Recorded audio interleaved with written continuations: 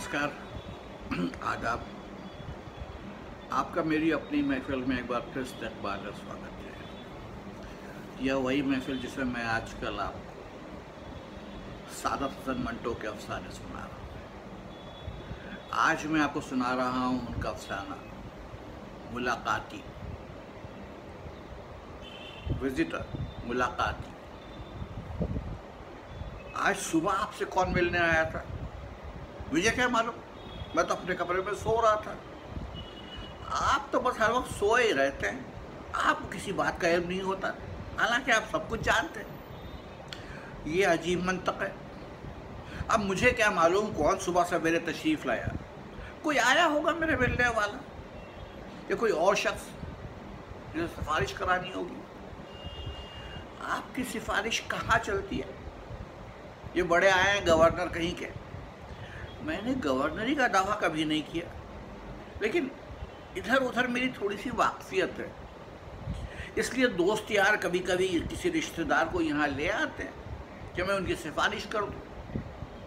आप बात टालने की कोशिश न कीजिए। मेरी इस बात का जवाब दीजिए कि सुबह सवेरे आपसे मिलने के लिए कौन आया था? फिर कह तो दिया तुमसे कि मुझे मुतलक मालूम नहीं। मैं अंदर अपने कमरे में सो रहा था। तुम्हें इतना तो याद होना चाहिए कि रात बड़े बच्चे को बुखार था और मैं देर तक जागता रहा था। उसके बाद उठकर अपने कमरे में चला गया और 9 बजे तक सोया रहा। मैं ऊपर कोठे पर थी। हो सकता है कि आप उठकर उससे मिल लिए हों। अरे किससे? कुछ पता भी तो चले। आपको पता चल जाएगा जब मैं ये घर छोड़कर मैके चली जाऊंगी। अरे मेरी समझ में नहीं आता तुम्हें एकाएक ही क्या हो जाता है। तुम्हारे दिमाग में यकीनन कुछ फितूर है। फितूर होगा आपके दिमाग में। मेरा दिमाग अच्छा भला है। देखिए, मैं आपसे कह दूं कि आप ज़बान संभाल कर बात किया कीजिए मुझसे। आपकी ये बज़बानियाँ आप बर्दाश्त नहीं हो सकती। तो तुम खुद परले दर्जे की बदज़बान हो। क्या औरत को अपने शौहर से इस तरह बात करनी चाहिए? जो शौहर इस काबिल होगा उससे उसी किस्म के लहजे में गुफ्तगू करना पड़ेगी। अरे बंद करो बकवास गुफ्तगू को। मैं तुम्हारी इस रोज़ की चक से तंग आ गया हूँ। तुम तो मैके जाती रहोगी, मैं उससे पहले घर से निकल कर चला जाऊँगा। कहाँ? किसी जंगल में। वहाँ जाकर क्या कीजिएगा? सन्यासी बन जाऊँगा। तुमसे छुटकारा तो मिल जाएगा, खुदा की कसम। चंद बरसों से तुमने मेरा नाक में दम कर रखा है। बात पर नोक-झोंक होती है। आखिर सिलसिला क्या है? जाने कौन कमबख्त सुबह सुबह मुझे मिलने आया था। मेरे फरिश्तों को भी खबर नहीं। खुद कहती हो कि तुम कोठे पर थी। तुम्हें कैसे मालूम हुआ कोई मुझसे मिलने आया है? कभी तुक की बात भी किया करो। आप तो हमेशा तुक की बात करते हैं। अभी कल ही की बात है, आप दफ्तर से आए तो मैंने आपकी सफ़ेद कमीज़ पर लाल रंग का एक धब्बा देखा। आपसे पूछा ये कैसे लगा। आप सटपटा गए, मगर फ़ौरन संभल कर एक कहानी गढ़ डाली कि लाल पेंसिल से खुजला रहा था, शायद ये उसका निशान होगा। हालांकि जब आपने कमीज़ उतारी और उस धब्बे को मैंने गौर से देखा तो वो लिपस्टिक का धब्बा था।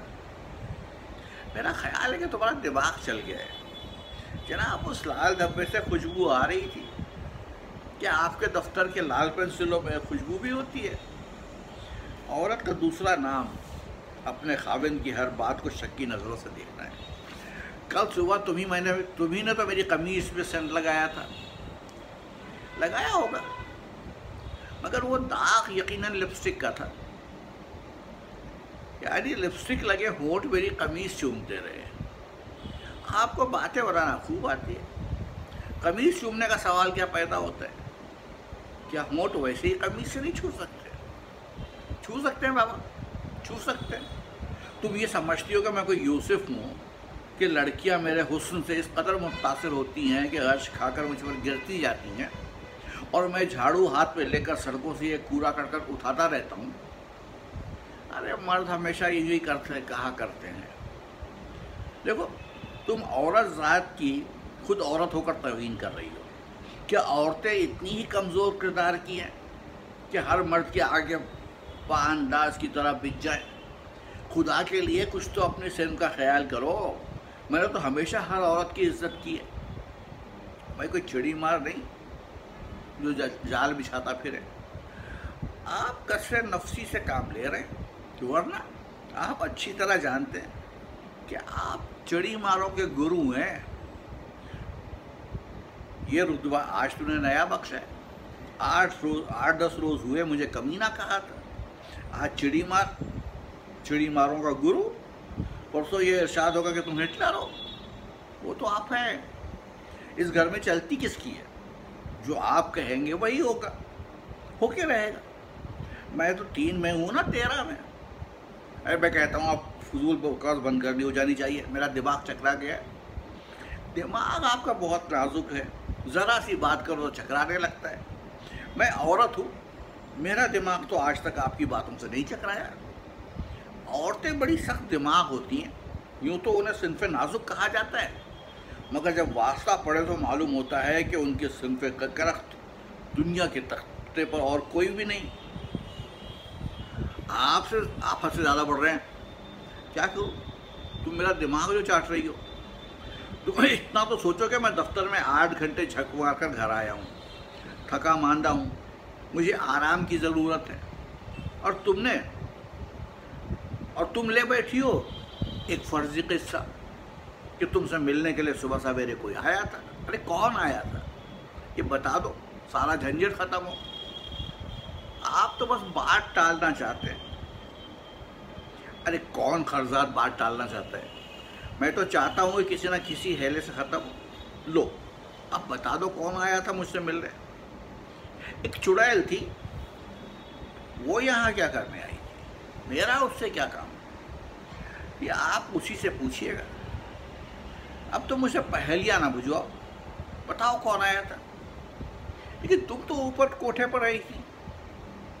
मैं कहीं भी सोऊं, लेकिन मुझे हर बात की खबर होती है। अच्छा भाई, मैं अब तो हार गया। नहा धोकर क्लब जाता हूँ ताकि तबीयत का तकद्दुर किसी हद कदर दूर हो। अरे साफ क्यों नहीं कहते कि आप उससे मिलने जा रहे हैं? अरे खुदा की कसम, आज मेरा दिमाग पाश हो जाएगा। मैं किससे मिलने जा रहा हूँ? उसी से।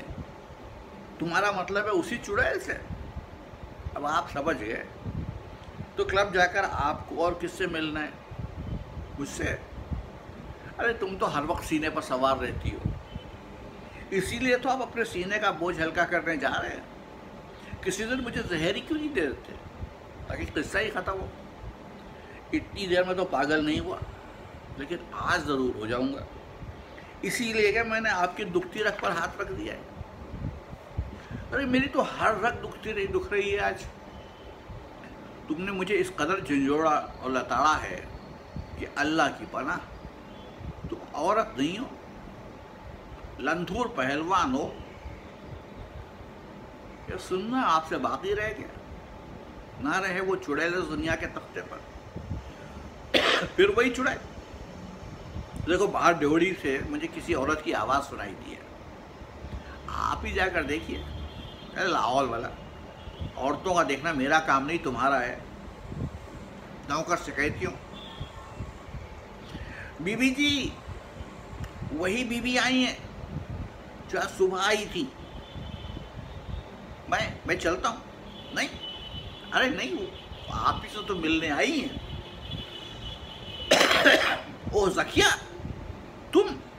तुम यहाँ कब आई? हवाई जहाज़ में पहले नैरोबी से कराची पहुँची, फिर वहाँ से यहाँ हवाई जहाज़ में ही आई। अब्बा जी बाहर खड़े। अरे तुमने भी हद कर दी ज़किया, मैं खुद जाती हूँ अपने अब्बा जी को लेने। इतनी मुद्दत हो गई है उनको देखे हुए।